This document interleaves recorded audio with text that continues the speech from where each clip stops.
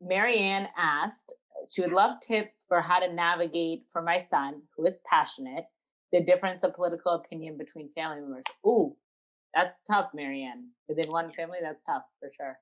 Yes. So the place that I would start with all kids is that space of we can agree to disagree.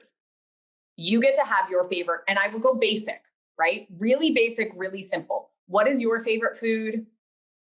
What is your cousin's favorite food? They're different.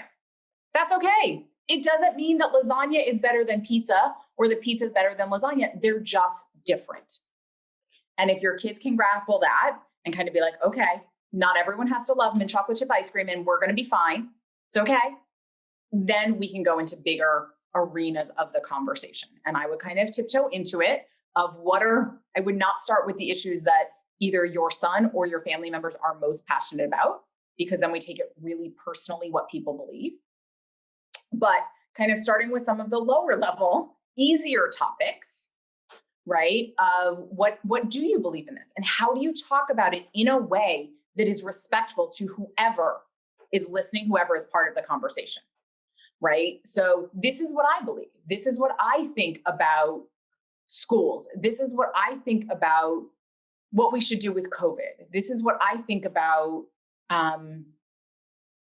all sorts of things are popping in my head that are the big topics. So just pick some of the maybe easier conversations and saying, well, what would you say to someone? And I would role play it with your child before you get into conversations with other family members and say, well, what would you say if I thought that we should do something differently?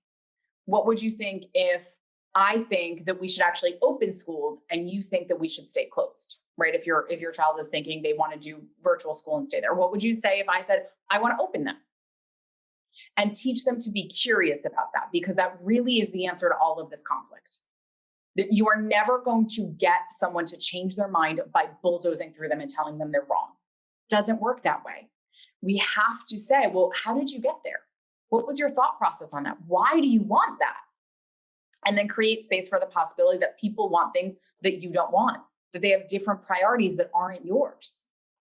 And then go into the bigger conversations of, okay, well, here's something that is really personal to me, that feels like it will impact my entire life.